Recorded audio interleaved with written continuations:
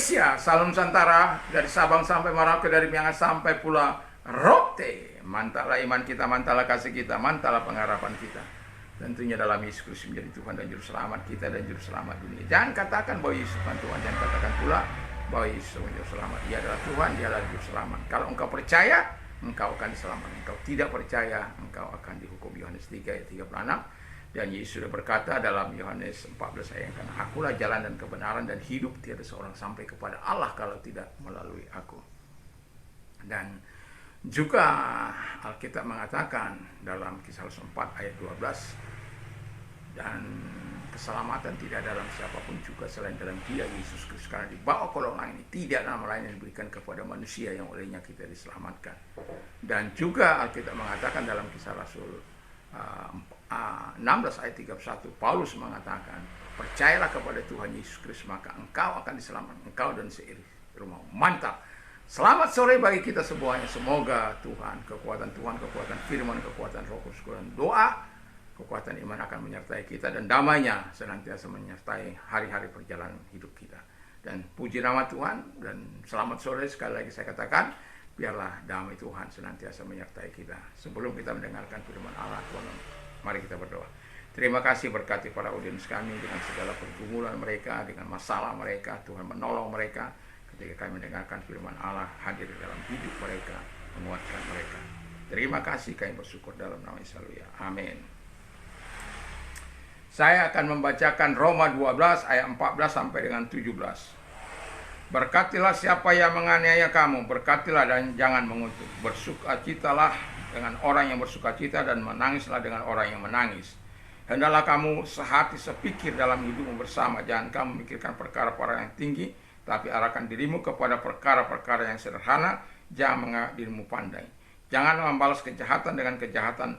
Lakukanlah apa yang baik bagi semua orang. Haleluya. Jadi masih tema kita adalah hidup orang Kristen atau hidup orang percaya, dan pertanyaan masih tetap sama, ya. Bagaimanakah seharusnya hidup orang Kristen?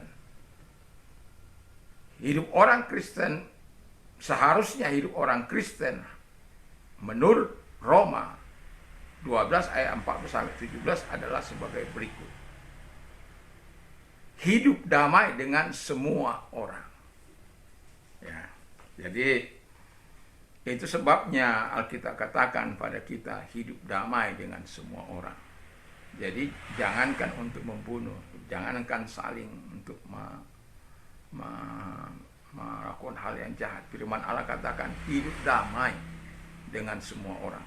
Tidak peduli apapun agamanya, tidak peduli apapun sukunya, tidak peduli apapun kebangsaannya, tidak peduli di mana dia tinggal, anak bangsa atau tidak anak bangsa.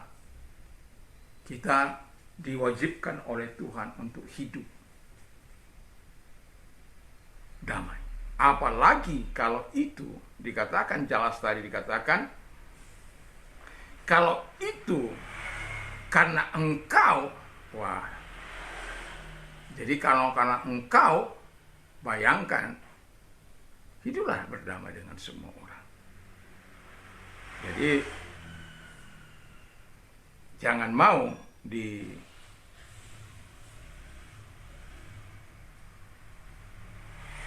dipengaruhi untuk melakukan hal-hal yang tidak baik.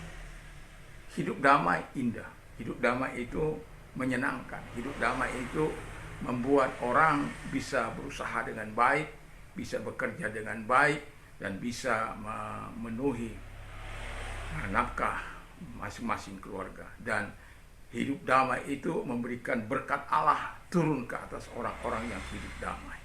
Dan itulah sebabnya kalau dikatakan kita punya pengajaran untuk bisa saling membunuh, itu bukan pengajaran, ya, bukan dari pengajaran firman Allah. Sekali lagi saya katakan, Yesus Raja Damai, dan Dia menginginkan kita hidup damai seperti Dia. Tidak boleh melakukan kekerasan, tidak boleh melakukan hal yang jahat, tidak boleh, ya, kita sebagai orang percaya melakukan hal-hal yang tidak berkenan di hadapan Tuhan.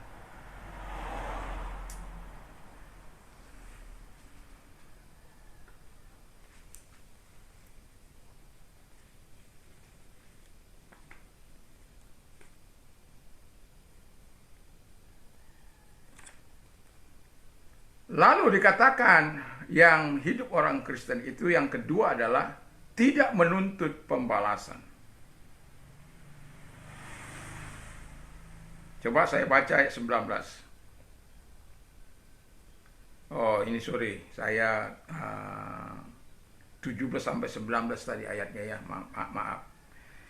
Janganlah membalas kejahatan dengan kejahatan, lakukanlah apa yang baik bagi semua orang. Sedapat-dapatnya kalau hal itu bergantung padamu, hiduplah dalam perdamaian dengan semua orang. Saudara-saudara yang kekasih, janganlah kamu sendiri menuntut pembalasan, tapi berilah tempat kepada murka Allah. Sebab ada tertulis, pembalasan itu adalah hakku.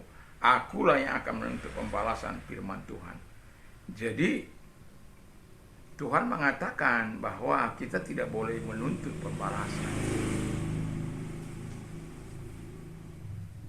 Jadi kalau ada orang yang mengatakan bisa membunuh, itu Alkitab katakan itu salah. Firman Allah katakan itu salah. Yesus katakan itu enggak benar itu. Kalau ada pengajar-pengajar seperti itu pengajar-pengajar sesat, pengajar-pengajar yang tidak benar, pengajar-pengajar itu guru-guru palsu, nabi-nabi palsu itu. Kalau ada orang mengajar sampai kita disuruh untuk menuntut pembalasan. Bahkan firman Allah di sini saya katakan, beri ruang, beri tempat bagi Tuhan menyatakan kuasanya. Engkau mau melihat kuasa Allah bekerja dalam hidupmu, berikan ruang untuk engkau menyaksikan kebesaran Allah terhadap orang-orang yang mempersekusi engkau, menganiaya engkau. Karena engkau sudah mau berdamai. Aku ini orang yang suka damai. Tapi ada orang memang yang ketika kita bicara mereka suka perang. Langsung ketika saya mengalami masalah, kamu harus dengar saya. Wah, kalau sudah dikatakan kamu harus dengar saya. Pokoknya, wah. Kalau sudah begitu, saya bilang, lakukan apa yang mau kau lakukan. Saya akan terus beribadah kepada Tuhan Yesus. Kalau sudah dia pokoknya, ya kita lihat, lakukan apa yang mau kau lakukan. Kita bukan takut ancaman. Kita tidak menuntut pembalasan karena kita orang yang suka damai. Buat apa? Buat apa kita menuntut pembalasan? Beri ruang pada Tuhan. Karena pembalasan itu hak Tuhan. Kalau kita sudah, saya hanya bilang, kalau dalam kehidupan ini, ya, berikan win-win solution. Berikan solusi menang-menang, ya. Jangan maksakan kehendak. Bukan karena mayoritas dia berhak, bukan karena minoritas dia harus bertindak tirani, tidak. Tapi kan dimanapun orang beribadah perlu tempat kan.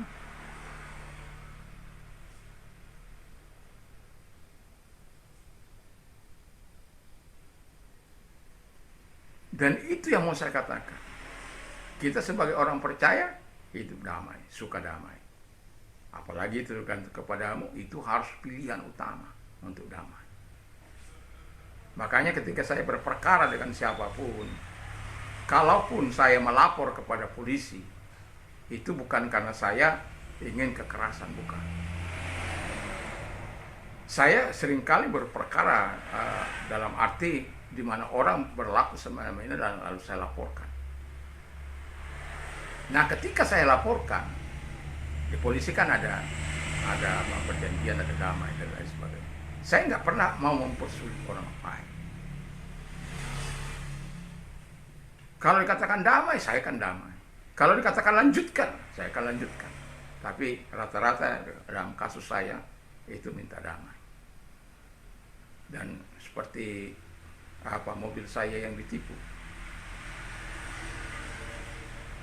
Jangan paksa, saya katakan, jangan paksa saya mau memasukkan Anda ke penjara. Saya ini pendeta.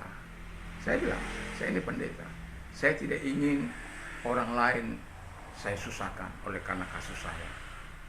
Saya ingin orang lain bisa tetap melakukan kegiatannya Tapi kalau itu pilihan Anda, ya silakan. Pada akhirnya mereka mengganti mobil saya walaupun harus mencicil. Saya tidak ingin orang lain menderita karena saya, susah karena saya. Apalagi ketika Kasat Reskrim bilang, masukkan dalam penjara. Aduh, saya bilang jangan gitu Pak. Saya memang ingin mobil saya itu kembali. Tapi saya juga tidak ingin orang tidak bisa berusaha. Kalau dipenjarakan dia tidak bisa berusaha, tidak bisa mengganti. Dan apa artinya saya juga penjarakan dia. Akhirnya berbalik, kemudian ya bagaimana maunya?